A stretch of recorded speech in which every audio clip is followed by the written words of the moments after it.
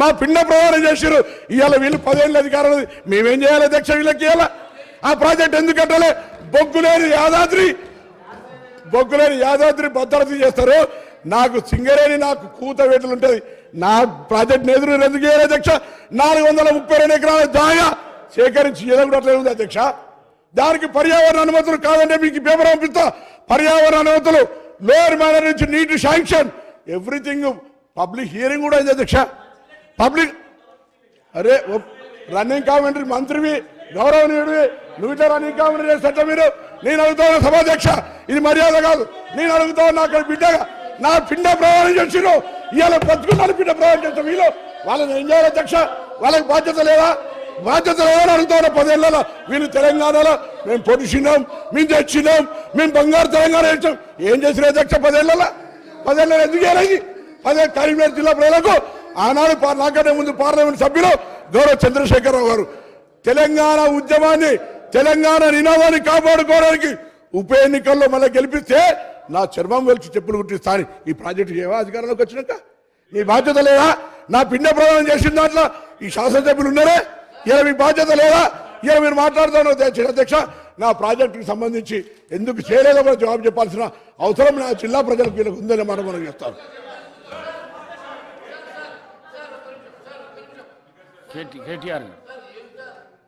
Sir 55 సంవత్సరాల Congress party చరిత్ర, Congress party నిర్వాహకం, విద్యుత్ విషయం అడుగుతారు ఇనరా మళ్ళా అదే చెప్తున్నా. అధ్యక్ష నేను చెప్తాను, వైట్ పేపర్లో ఇలా చాలా గొప్పగా ఈ ప్రభుత్వమే స్పష్టంగా చెప్పింది అధ్యక్ష. ఏం చెప్పింది అధ్యక్ష? మాకు ప్రజలు 11 సార్లు అవకాశం ఇస్తే, 50 ఏళ్ళ అవకాశం ఇస్తే మేము ఇయ్యగలిగింది 2014 నాటికి 6 గంటల కరెంటు మాత్రమే. అంతటి అసమర్థత మాది, అంతటి చేతగానితనం మాది అని వాళ్ళే ఒప్పుకున్నారు అధ్యక్ష. చెప్పనండి అధ్యక్ష, నేనేం అన్పార్లమెంటరీ మాట్లాడతలేను, శ్వేతపత్రంలోదే మాట్లాడుతున్నా అధ్యక్ష. కాంగ్రెస్ అధ్యక్ష ఇప్పుడు మీది కాంగ్రెస్ పార్టీ కాదు సార్. అధ్యక్ష మీరు మాకు అవకాశం ఇవ్వాలి సార్. తప్పు సార్ సార్, ఆయన మాట్లాడినప్పుడు నాకు అవకాశం ఇవ్వాలి మీరు దయచేసి. అధ్యక్ష విజయవాడలో రాయలసీమ థర్మల్ పవర్ కేంద్రం ఎక్కడ పెట్టిన అధ్యక్ష? కడపలో బొగ్గుందా అధ్యక్ష? కడపలో నీళ్లున్నాయా అధ్యక్ష? విజయవాడలో బొగ్గుందా? ఇలా బాగా మాట్లాడుతున్నారు.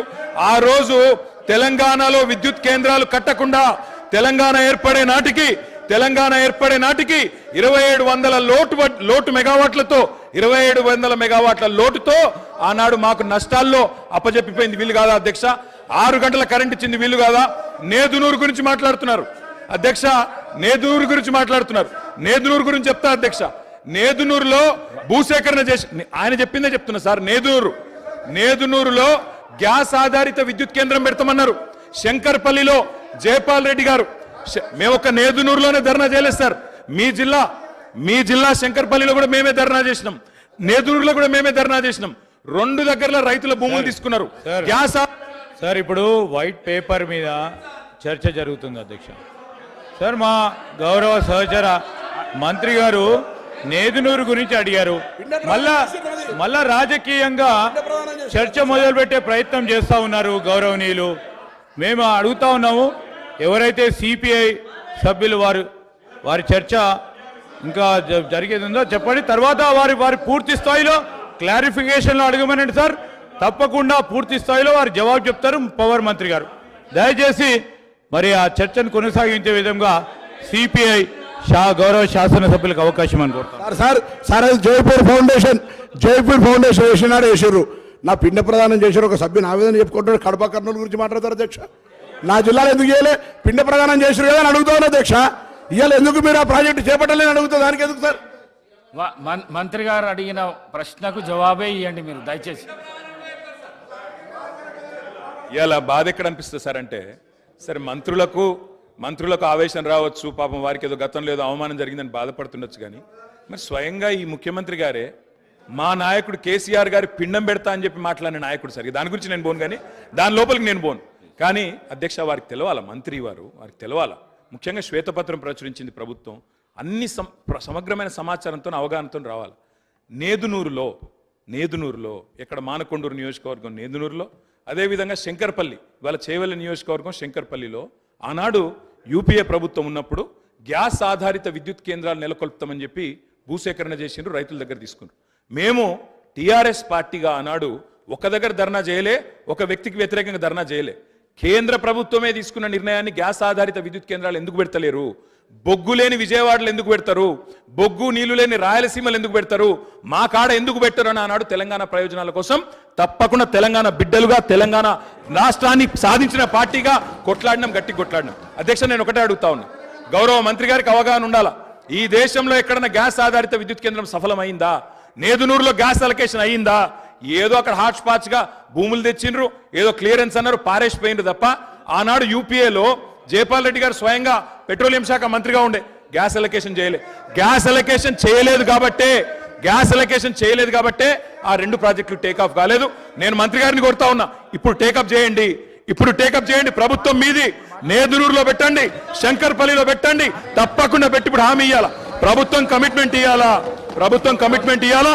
గౌరవ డిప్యూటీ సీఎం గారు హామీ ఇస్తారని చెప్పి కూడా నమ్ముతా ఉన్నా. ఇంకొక మాట కూడా అధ్యక్ష, ఇవాళ ముఖ్యమంత్రి గారు చాలా మాటలు మాట్లాడినారు. ఒక మాట మాత్రం నేను చెప్తా అధ్యక్ష, ఇవాళ నోటికొచ్చినట్టు అక్బరుద్దీన్ ఓవైసీ గారు మాట్లాడుతుంటే వారిని అవమానిస్తారు, ఇక్కడ మేము మాట్లాడితే మమ్మల్ని అవమానిస్తారు. సార్ కూనమనేని సాంబశివ గారు, సార్ ఒక నిమిషం సార్. మా భారతీయ జనతా పార్టీ పేరు తీసు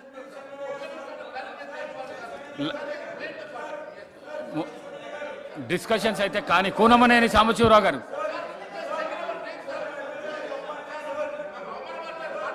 ఇస్తా. సాంబశివరావు గారు మాట్లాడంగానే మీకే ఇస్తా.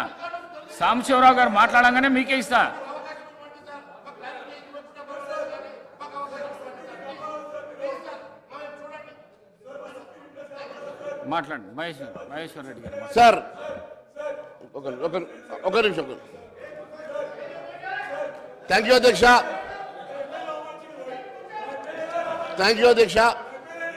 సార్ ఒక నిమిషం ప్లీజ్ కూర్చోండి.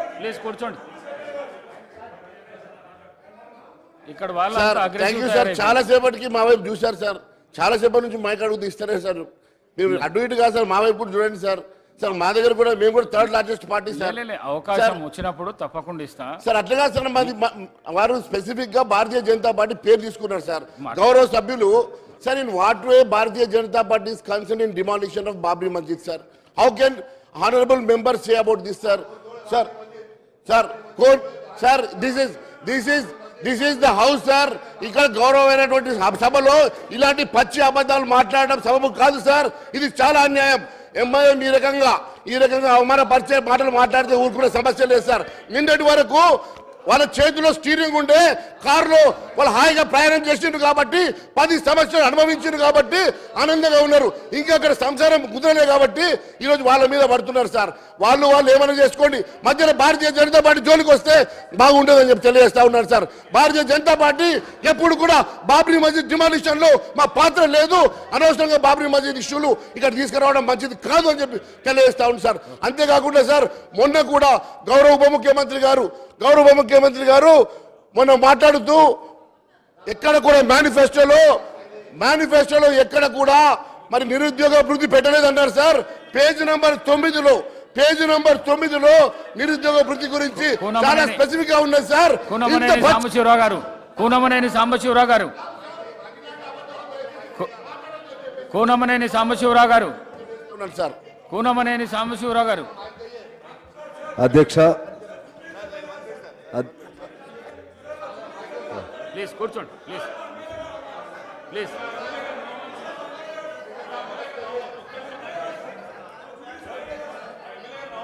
కూనమనేని సాంబశివరావు గారు మాట్లాడినాక ఇస్తా, తప్పకుండా ఇస్తా, మైక్ ఇస్తా. కూనం అధ్యక్ష,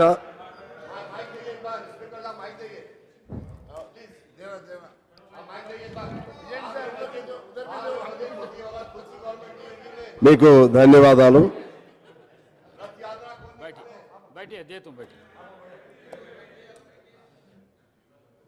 ఒక తుఫాను వెలిసినట్లుగా ఉంది. మాలాంటి వాళ్ళకి అదేమనంటే సభ్యులు సంఖ్య ఇటువంటి చెప్తా ఉంటారు.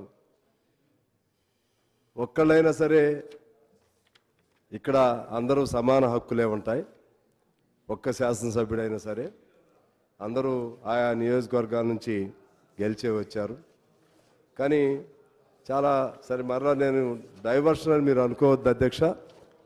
కానీ ఇవాళ ఈ సభ జరుగుతున్న పరిస్థితులు చూస్తుంటే ఎజెండాకు సంబంధించి కాకుండా ఏవేమో అంశాలన్నీ రావటం చాలా బాధాకరంగా ఉంది. ఇలా జరుగుతూ ఉంటే ఇక మాలాంటి వాళ్ళం మాట్లాడాలన్నా కూడా సాధ్యం కానటువంటి పరిస్థితులు కనపడతా ఉన్నాయి. దీన్ని ఎప్పుడో ఒకసారి ఎక్కడో ఒకసారి మీరు విడిగా అయినా సరే ఆ రెండు పెద్ద పార్టీలని లేకపోతే మిగిలిన అన్ని పార్టీలని పిలిచి ఎక్కడో చోట ఒక సమన్వయంగా చేయవలసిన అవసరం ఉందని నేను కోరుతా ఉన్నాను. లేకుండా ఉంటే సమయం గడుస్తూ ఉంది, అంశాలేమి చర్చకు రావట్లేదు, ఎటువెటో ఎజెండా డైవర్ట్ అయిపోతూ ఉంది. దీన్ని మీరు పరిగణలో తీసుకోవాలని చెప్పి నేను కోరుతున్నాను అధ్యక్ష. అలాగే ఈ విద్యుత్తుకు సంబంధించి ఈ సందర్భంగా కొన్ని పాతవి మీకు గుర్తు చేయాలని నేను భావిస్తూ ఉన్నాను. ఈ ఉచిత విద్యుత్ అనేది నాకు తెలిసి నాకున్న గుర్తు మేరకు మొట్టమొదటిసారిగా విజయభాస్కర్ రెడ్డి గారు ఆయన ప్రవేశపెట్టారు. తర్వాత ఎన్టీ రామారావు గారు 5 హార్స్ పవర్ వ్యవసాయానికి సంబంధించి వారు తీసుకొచ్చారు. ఆ తర్వాత చంద్రబాబు గారి కాలంలో ఈ విద్యుత్ పెద్ద గొడవ జరిగింది. అప్పుడు సంస్కరణలు ఆ నేపథ్యంలో ఆ సందర్భంగా సిపిఐ, సిపిఎం, అలాగే ఆ తర్వాత కాంగ్రెస్, ఇలాగ అన్ని పార్టీలు కలిసి పెద్ద ఉద్యమాన్ని చేపట్టడం, నిరాహార దీక్షలు అప్పుడున్న ఎమ్మెల్యేలు చేయటం, అప్పుడున్నటువంటి దానిలో నాకు తెలిసి 17-18 రోజులు లేకపోతే 13-14 రోజులు నిరాహార దీక్షలు కూడా చేశారు. అందులో రాజశేఖర రెడ్డి గారు వీళ్ళందరూ కూడా ఉన్నారు. ఆ తర్వాత ఇక ఈ ఉచిత విద్యుత్ అనే ఒక ఆలోచన రావటం జరిగింది. అప్పటి నుంచి కూడా ఇప్పటి వరకు ఏ ప్రభుత్వం అయినా సరే విద్యుత్ టారిఫ్ పెంచడానికి కానీ విద్యుత్ ఛార్జీలు పెంచడానికి కానీ ధైర్యం చేయలేకపోతున్నారంటే ఆనాడు కమ్యూనిస్టులు అలాగే ఇతర ప్రజాతంత్ర పార్టీలు కలిసి చేసినటువంటి ఉద్యమ నేపథ్యం వల్లనే ఇవాళ ఈ మేరకైనా మనం చర్చించుకుంటున్నామని నేను మీ ద్వారా సభకు తెలియజేస్తా ఉన్నాను. అలాగే రాజశేఖర రెడ్డి గారు ఒక ప్రయత్నం ఈ ఫ్రీ పవర్ అనే దాన్ని ఆ కాన్సెప్ట్ని ఇంకా పూర్తి స్థాయికి తీసుకెళ్లారు. ఇప్పుడు కేసీఆర్ గారు వచ్చిన తర్వాత దీన్ని ప్రాక్టికల్గా సాధ్యం చేయగలిగారు. అవునన్నా కాదన్నా సాధ్యం చేయగలిగారు. మొత్తం మీద అన్ఇంటరప్టెడ్ పవర్ అనేది మనం సాధించుకోవడం జరిగింది. ఈ సందర్భంగా నేను మీ దృష్టికి ఒకటి తీసుకురావాలనుకుంటున్నాను. అప్పుడు మంజూరైనటువంటి అప్పుడున్నటువంటి పవర్ ప్రాజెక్ట్స్ సంబంధించి నాకు తెలిసి ఇందాక అది కేటీపీఎస్ అంటే పాల్వంచలో ఉన్నది మా నియోజకవర్గంలోనే ఉంటుంది. అది తెలంగాణ వచ్చిన తర్వాత కమిషన్ అయింది, లేకపోతే ఇతర పూర్తి అయింది. కానీ కిరణ్ కుమార్ రెడ్డి గారు ఉన్నప్పుడే దానికి శాంక్షన్ ఇవ్వటం జరిగింది. దానికి సంబంధించినటువంటి ఇన్ఫ్రాస్ట్రక్చర్ మొత్తం కూడా నేనే అక్కడ ఆ కాలేజ్ ఏదో ఉంటే దాన్ని షిఫ్ట్ చేయించటం అవన్నీ కూడా చేశాను. శాంక్షన్ మాత్రం అప్పుడే అయింది. ఆ విధంగా ఈ 2014 తర్వాత అట్లా అది కమిషన్ అయింది. మణుగూరు అంటే ఇప్పుడు భద్రాద్రి, యాదాద్రి ఈ రెండు మాత్రం టీఆర్ఎస్ వచ్చిన తర్వాత టేకప్ చేయడం జరిగింది. ఇంకా యాదాద్రి పూర్తి చేయవలసినటువంటి అవసరం ఉంది. ఇది నేను దాని లోతుకి వెళ్ళను. మీకు అది ఒకటి అంటే ఇందులో కూడా 2014 తర్వాత అనేది మెన్షన్ చేశారు దాన్ని భద్రాద్రిని. కానీ శాంక్షన్ మాత్రం అంత ముందు వచ్చిందని చెప్పడం కోసం మీ దృష్టికి తీసుకొస్తున్నాను. పని మీరు వచ్చినాకే నేనే చెప్తున్నాను. శాంక్షన్ అదే నేను అనేది కూడా అది కమిషన్ మీ పరిధిలోనే.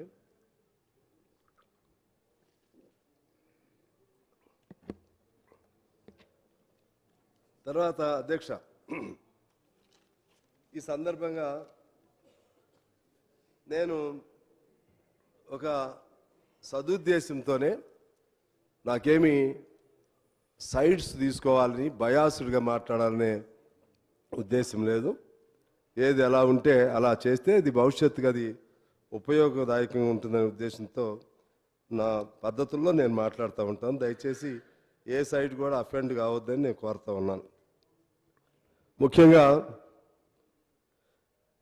మా నియోజకవర్గంలో పెద్ద ప్రాజెక్టులు ఇప్పుడు ఈ పవర్కి సంబంధించినటువంటి సింగరేణి మా నియోజకవర్గం ప్రధాన కేంద్ర కార్యాలయం, అలాగే జెన్కో, అలాగే మా జిల్లాలో బీటీ మన భద్రాద్రి, ఇవి ఆ విధంగా ఆ రెండు మా దగ్గర ఉన్నాయి.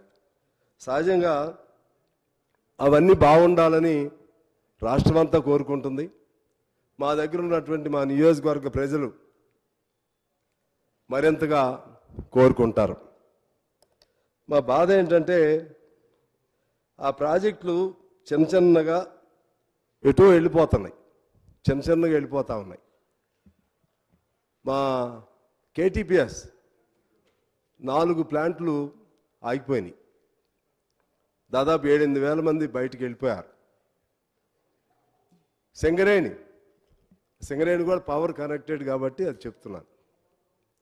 మైన్స్ అన్నీ క్లోజ్ అయిపోతున్నాయి, కొత్త మైన్స్ రావట్లేదు. కార్మికులు అందరూ అటు ఇటు వెళ్ళిపోతున్నారు. ఇక లేదు, అది కూడా ఖాళీ అయిపోతుంది. ఇంకా కొత్త మైన్స్ రాకపోతే ఇంక 10-15 ఏళ్ళకి ఉన్న మైన్స్ అన్నీ అయిపోతాయి. ఇక సింగరేణి అనేది చరిత్రలో అది ఒక చరిత్రగా మిగిలిద్ది, పేరు మాత్రమే వినే పరిస్థితి వస్తుంది. కారణం ఏంటి అంటే మనకి అత్యుత్సాహమా ఇంకేదన్నా కానివ్వండి, ఎందుకో ఇప్పుడు మన తెలంగాణ రాష్ట్రంలో కేసీఆర్ గారు ఓ పట్టుదలతో అయితే అందరికీ ఏదో చేయాలనుకున్నారు. పట్టుదలతో చేయాలనుకున్న కరెంటు సప్లై కానీ లేకపోతే ఇతర అంశాల్లో కానీ పొరపాట్లు కొన్ని జరిగినాయి. అది గమనంలో తీసుకోవాల్సిన అవసరం ఉంది.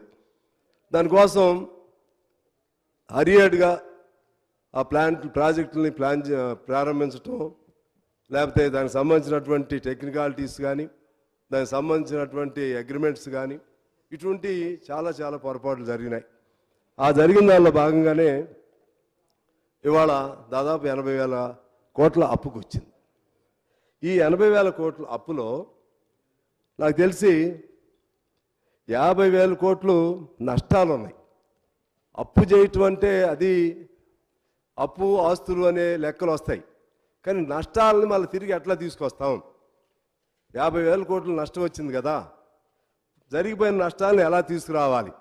అది మనం సీరియస్గా ఆలోచన చేయాలి. భవిష్యత్తులో దాన్ని గుణపాఠంగా తీసుకుని జాగ్రత్త పడాలి. అలాగే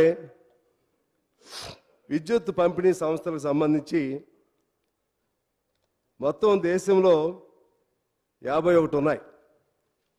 అందులో సరే మనం మొత్తానికి విద్యుత్ అందించవచ్చు, కానీ ర్యాంకింగ్స్ చూస్తే ఎస్పీడిఎల్సి అంటే ఈ సదరన్ మన హైదరాబాద్ పరిసర దీనిది మనం 43వ ర్యాంకులో ఉన్నాం. అలాగే ఎన్పీడిఎల్సి 47వ ర్యాంకులో ఉన్నాం. అంటే మన నిర్వహణ లోపమా ఇంకా ఇతర కారణాలు ఏదైనా కానీ మన పరిస్థితి అది, ఇది ఇట్ ఈజ్ ఆన్ రికార్డ్.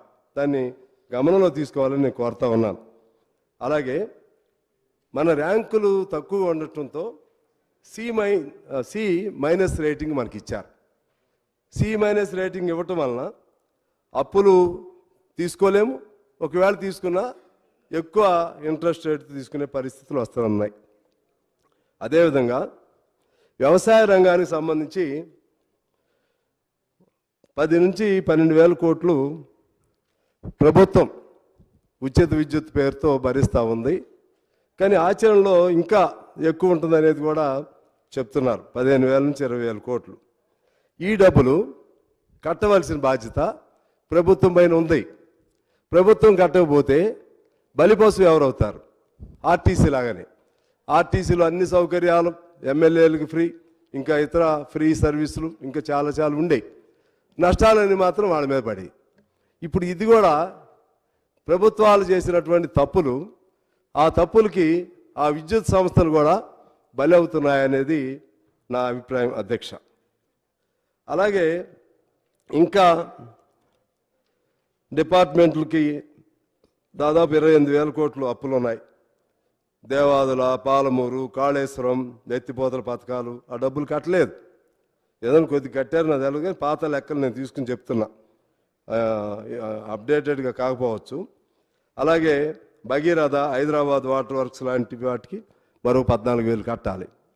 ఇవన్నీ ప్రభుత్వం చేసే పనులు, ప్రభుత్వం కట్టవలసినటువంటి డబ్బులు. ఈ భారం ఎవరి మీద పడుతుంది అధ్యక్ష? భారం వాళ్ళ మీద పడుతుంది. అలాగే ఇక్కడ ఇది పెద్ద సీరియస్గా మనం ఆలోచన చేయవలసినటువంటి, it is the matter to be seriously discussed or thought over. ఎకరా కాళేశ్వరంకి ఎకరా ఒక పంట ఖర్చు ఇప్పుడు సగటున కరెంట్ ఖర్చు 50,000 రూపాయలు అవుతుంది. ఇంకా కిందకి వెళ్తే మల్లన్న సాగర్కి 70,000కి వస్తుంది. భవిష్యత్తులో ఇది పెరుగుతూ ఉంటుంది. అసలు వడ్డీతో కలిపితే దాదాపు 1,50,000 నుంచి 2 లక్షలు ఎకరాకే అవుతుంది. మనకు వచ్చేది 20,000 నుంచి 30,000. It is not that I'm opposing that project. దీన్ని ఎలా మనం సరి చేసుకోవాలి? భవిష్యత్తులో కూడా ఈ ప్రాబ్లం ఉంటుంది. ఇప్పుడు ప్రభుత్వం బీఆర్ఎస్ అటు కూర్చొని ఇప్పుడు కాంగ్రెస్ ప్రభుత్వం వచ్చినా సరే కాంగ్రెస్ మీద కూడా ఈ బాధ్యత ఉంటుంది. దీన్ని ఎలా, అది ఎవరు చేసినా గవర్నెన్స్ ఇది, పాత వాళ్ళు చేసిన కంటిన్యూగా నడపాల్సిందే. దీన్ని ఎలా సరిదిద్దుకోవాల్సిన అవసరం ఉందో వాళ్ళు కూడా ఆలోచన చేసుకోవాలని నేను కోరుతా ఉన్నాను అధ్యక్ష. అదేవిధంగా ఈ లోపాలకు సంబంధించి నేను సేకరించుకున్న సమాచారం ప్రకారంగా ఎందుకింత అప్పులయ్యాయి, ఎందుకింత నష్టం వచ్చింది, దాని మీద ఒక 2-3 పాయింట్స్ చెప్తే అది భవిష్యత్తులో ఇటువంటి జరగకుండా ఉండటానికి అవకాశం ఉంటుందని నేను భావిస్తూ ఉన్నాను. అందులో ఇప్పుడు ఈ భద్రాద్రికి సంబంధించి సరే గౌరవ ముఖ్యమంత్రి గారు కూడా చెప్పారు, నేను కూడా కొంత దానికి 2015లో ఒప్పందం అయింది, స్టార్ట్ కావాలి, 2017కి పూర్తి కావాలి, 2022 అయింది పూర్తి అయ్యేసరికి. దాంతో నిర్మాణ వ్యయం, అప్పులు, వడ్డీలు పెరిగి 5,000 కోట్ల ప్రాజెక్టు 8,000 కోట్లకు అయింది. అంటే అన్నీ సకాలంలో అవుతున్నాయని కాదు, కానీ ఇక్కడ జరిగిన లోపాన్ని మీ దృష్టికి వీరి దృష్టికి కూడా తీసుకొస్తున్నాను. అంటే అది ఆ విధంగా అది అఫ్కోర్స్ ఓకే, ఏదన్నా ఏమి జరిగింది అనేది మీ దృష్టికి తీసుకొస్తున్నాను. తర్వాత ఇక్కడ ఇంకో పెద్ద తప్పు ఏంటంటే బిహెచ్ఈఎల్ వాళ్ళు ఇండియన్ బుల్స్ అనే కంపెనీకి వాళ్ళు మెషనరీ సప్లై చేశారు అంతకుముందు. వాళ్ళు మాకు వద్దన్నారు, మరలా అది బాగాలేదని. అది ఎందువల్లంటే మన సబ్ క్రిటికల్ టెక్నాలజీకి సంబంధించింది, దాన్ని ఇక్కడ ఉపయోగించారు. దాన్ని ఇక్కడ ఉపయోగించడం వలన అది ఈ టెక్నాలజీని వాడవద్దని చెప్పి 2011-12లోనే సెంట్రల్ గవర్నమెంటు దీనివలన అదనపు కోల్ పడుతుంది, పొల్యూషన్ వస్తుంది, తర్వాత దాని ప్రొడక్టివిటీ రేటు రీచ్ కాము, ఇటువంటివన్నీ కూడా వాళ్ళు చెప్పడం జరిగింది. దాన్నే ఉపయోగించారు. ఎందుకు ఉపయోగించారు, అవసరం ఏమొచ్చింది, సూపర్ క్రిటికల్ టెక్నాలజీకి ఎందుకు వెళ్ళలేకపోయాం, అది సీరియస్గా ఆలోచన చేయాల్సిన అవసరం ఉంటుంది. దాని నష్టం కూడా ఇప్పుడు మనం ఆ నష్టాన్ని కూడా భరించవలసిన పరిస్థితి వచ్చింది. అదేవిధంగా దీనివలన సంవత్సరానికి అదనపు భారం 315 కోట్లు ఉంటుందని నిపుణుల అంచనా. అంటే దీనికి సంబంధించినటువంటి టెక్నాలజీలో ఉన్నటువంటి లోపం వలన, దాని ప్రొడక్టివిటీ కెపాసిటీకి రీచ్ కాకపోవటం వలన, ఆ విధంగా దాని జీవితకాలానికి సంబంధించి లాంగ్ రన్ దానికి సంబంధించినటువంటి లైఫ్ ఎండింగ్ అయ్యేసరికి 7,875 కోట్లు నష్టం వస్తుంది అధ్యక్ష. 7,875 కోట్ల నష్టం. మనం ఇప్పుడు నష్టాన్ని చూస్తున్నాం, రానున్న నష్టాన్ని కూడా మనం చూడాలి. ఇది ఇంకా అది రికరింగ్ అంటారో లేకపోతే దాన్ని అలా కంటిన్యూ అవుతున్నటువంటి నష్టం, దాన్ని జాగ్రత్తగా చూడాల్సిన అవసరం ఉంది అధ్యక్ష. అదేవిధంగా ఇక్కడ ఈ టెండర్స్ పిలిచే ప్రక్రియలో జనరల్గా ఇంత పెద్ద పెద్ద ప్రాజెక్టులు పిలవాలంటే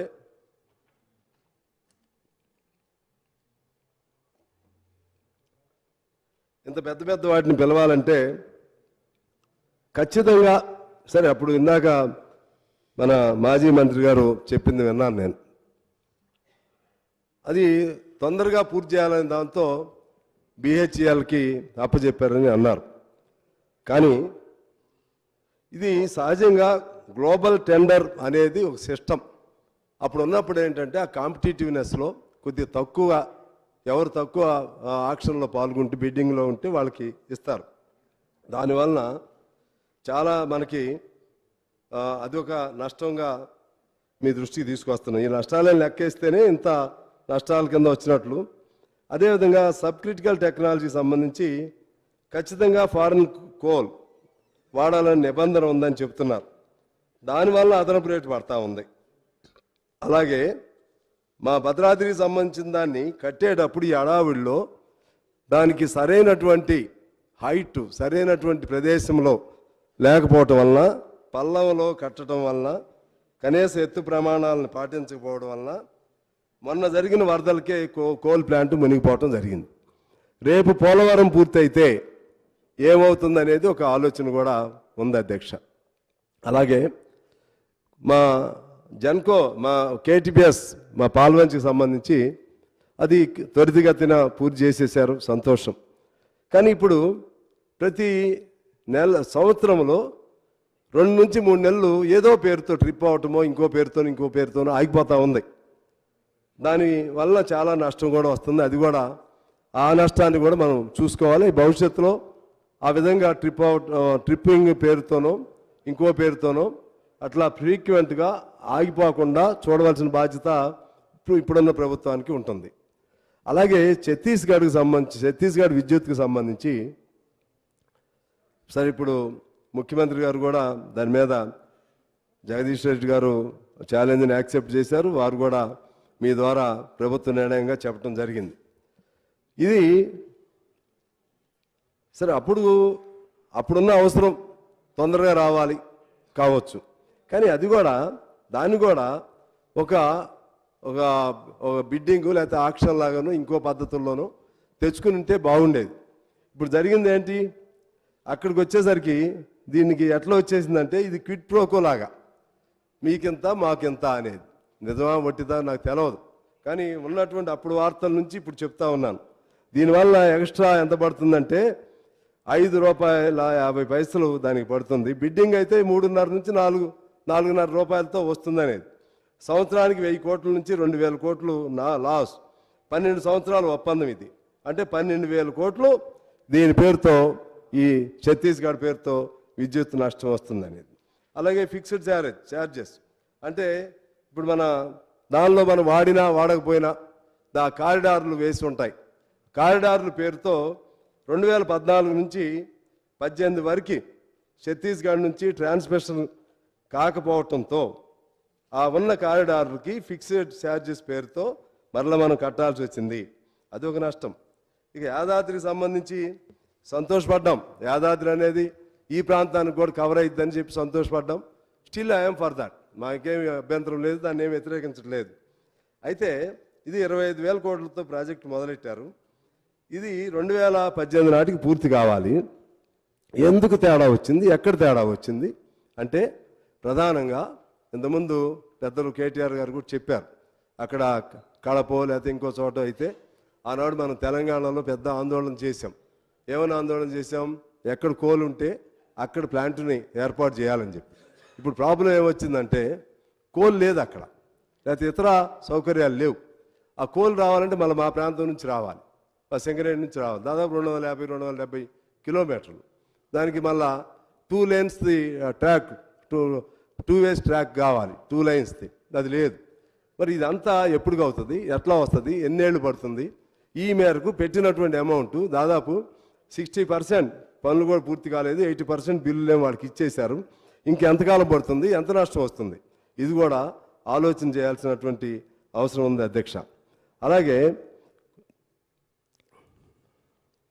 ఇంకోటి థర్మల్ టెక్ పవర్ ప్రాజెక్ట్, ఇది కూడా ఒక ఒప్పందం జరిగింది. 8 సంవత్సరాల పాటు విద్యుత్ కొనుగోలు చేయడానికి టెండర్లు పిలిచారు. ఇది ఎవరో నెల్లూరు జిల్లాలో ఒక ఆయనకి ఇచ్చారు. మాజీ ఎంపీ.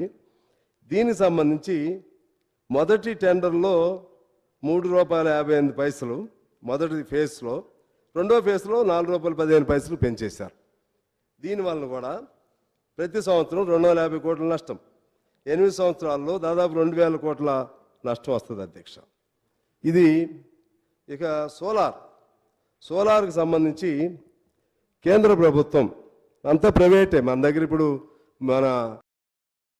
మన వైట్ పేపర్లో చూపెట్టింది కానీ లేకపోతే మిగిలిన ఉన్నటువంటి సమాచారం ప్రకారంగా సోలార్ సిస్టంలో మన ప్రభుత్వం తక్కువ, ప్రైవేట్ సెక్టర్ ఎక్కువ ఉంది.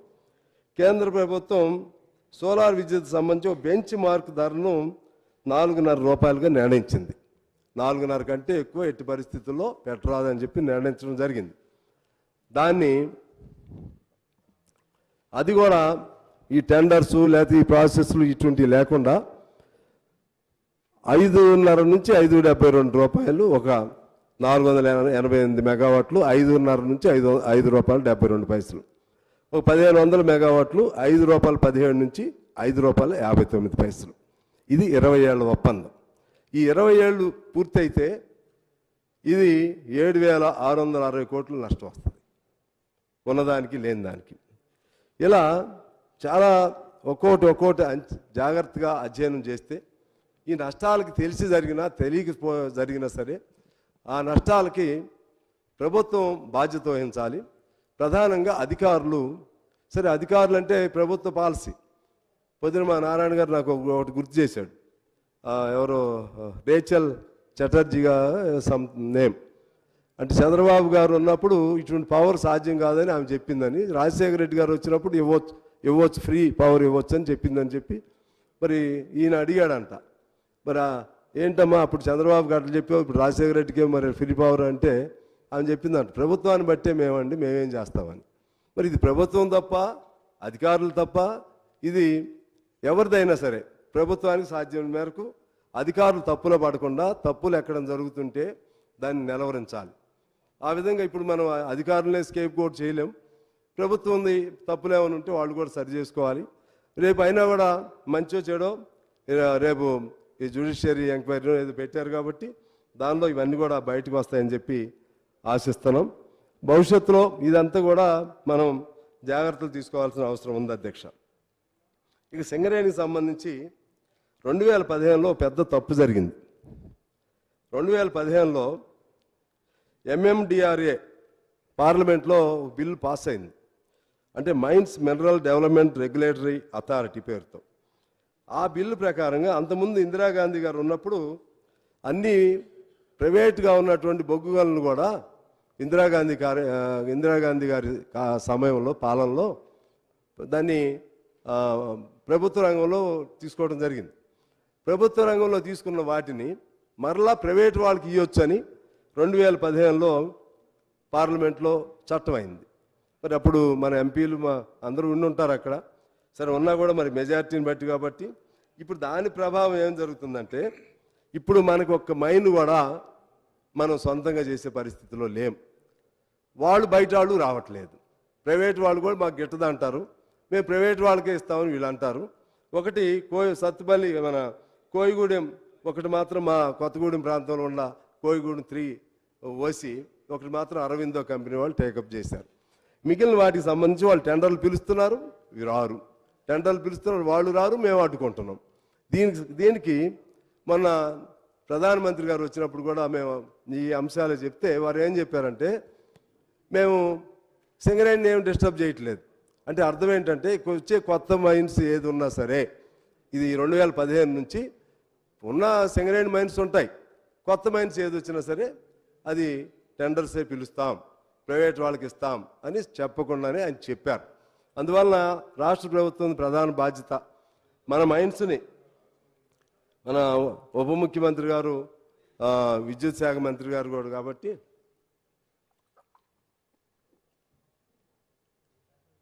అక్కడైతే ఉన్నది వాస్తవం, చట్టం అయితే అయ్యింది. ఎలా మన మైండ్స్ని కాపాడతారు, ఇందాక నేను చెప్పినట్లుగా ఇంకో 15-20 ఏళ్ళ తర్వాత సింగరేణి అనేది ఉండదు. కొత్త మైండ్స్ని ఎలా సాధిస్తారనేది వాళ్ళు ఆలోచన చేయాల్సినటువంటి అవసరం ఉంది అధ్యక్ష. అదే పద్ధతుల్లో ఒక్కటి మీ దృష్టికి నేను తీసుకొస్తున్నాను. మా సింగరేణిలో కార్మికులు ఒకనాడు 60,19,000, తెలంగాణ వచ్చినప్పుడు 60,000, ఇప్పుడు 39,000. కాంట్రాక్ట్ కార్మికులు 30,000. అంటే కేసీఆర్ గారు అప్పుడు ఖచ్చితంగా మనం కాంట్రాక్ట్ సిస్టమ్కి వ్యతిరేకంగా, అవుట్సోర్సింగ్ సిస్టమ్ వ్యతిరేకంగా దెబ్బలాడదాం, కొత్త మైండ్స్ తీసుకొద్దాం, 1,00,000 మంది ఉండే విధంగా ఎప్పుడు చూద్దామని చెప్పారు. కానీ ఇవాళ ఏం జరుగుతుందంటే, ఒక C&MD ఒక ఆయన ఉన్నాడు మాకు అధ్యక్ష. ఆయన, ఇది నేను సీరియస్గా చెప్తున్నా, ఈ కొత్త ప్రభుత్వం అయినా పరిగణలో తీసుకోవాలని నేను కోరుతా ఉన్నాను. 9 ఏళ్ల నుంచి ఏ C&MD అయినా, ఏ అధికారి అయినా ఉంటాడండి? ఐ థింక్ ఈ జన్కోద్ కూడా అంతే అనుకుంటా. జన్కోద్ కూడా 9 ఏళ్ల నుంచి ఎట్లా ఉంటారండి? ప్రభుత్వాలు మారిపోతాయి, అసెంబ్లీల్లో మా ముఖ్యమంత్రులు మారుతారు, కేంద్ర ప్రభుత్వాలు మారుతాయి, 5 ఏళ్లకి ఎన్నికలు ఒకసారి జరుగుతాయి. 9 ఏళ్ళ అంటే ప్రభుత్వం వచ్చిన దగ్గర నుంచా? దీనివల్ల మా సింగరేణిలో పెద్ద కుంభకోణాలు జరిగినాయి. ఇప్పుడు ఇది ఎలా విచారణ చేస్తున్నారో సింగరేణి పైన కూడా, సింగరేణి కూడా దీని పరిధిలోకి ప్రత్యేకంగా ఈ జ్యుడిషియల్ విచారణ పరిధిలోకి తీసుకురావాలని నేను కోరుతా ఉన్నాను. దాదాపు 50-60 వేల కోట్లు దాన్ని మిస్యూజ్ అయినాయి, పక్కకు వెళ్ళిపోయాయి. అలాగే ఇందాక వైట్ పేపర్లో ఆ పెట్టిన దానిలో నేను ఇందాక భట్టి గారిని కూడా క్లారిటీ అడిగాను. దానిలో మాకు రావాల్సినవి ఇందాక 17,000 కోట్లు ట్రాన్స్కో నుంచి రావాలి. ఆ ఫిగర్ అందులో చూపెట్టలేదు, తక్కువ చూపెట్టారు. అలాగే జెన్కో నుంచి 12,000 కోట్లు, అంటే టోటల్గా 29,000 కోట్లు రావాలి. అది కొద్దిగా ఈ మధ్య ఏదో కట్టారంటున్నారు, దాన్ని టు బీ కరెక్టెడ్. ఇక్కడ జైపూర్ నుంచి ఇందాక జైపూర్ది కూడా మన పెద్దలు మాట్లాడుతూ చెప్పారు. జైపూర్ది సింగరేణి ప్లాంట్, అది ప్రభుత్వంది కాదు. అంటే అక్కడికి వచ్చేసరికి అవి కార్పొరేషన్లు వేరు అంటాం, మళ్ళీ వచ్చేసరికి ప్రభుత్వంగా, కొన్ని వచ్చేసరికి ప్రభుత్వంగా ఓన్ చేస్తాం. మళ్ళీ కన్వీనియంట్గా ఏది ఎట్లా కావాలో అట్లా కలుపుకుంటూ ఉంటాం. అది సింగరేణిది, జైపూర్ ప్లాంట్ అనేది సింగరేణిది. సింగరేణి 1200 మెగావాట్స్ దానికి పవర్ కెపాసిటీ ఉంది, ప్రొడక్టివిటీ కెపాసిటీ ఉంది. 4.5 సంవత్సరాల నుంచి అధ్యక్ష ₹1 కూడా ప్రభుత్వం దానికి పే చేయలేదు. ఈ పద్ధతుల్లో ఉండటం వలన సింగరేణిలో ఒకప్పుడు బాగా సిరులు పంచిన, సిరులు నింపిన సింగరేణిని మా వాళ్ళు పాటలు పాడుతూ ఉంటారు. ఇవాళ సిరులు లేవు, ఎండిపోతున్న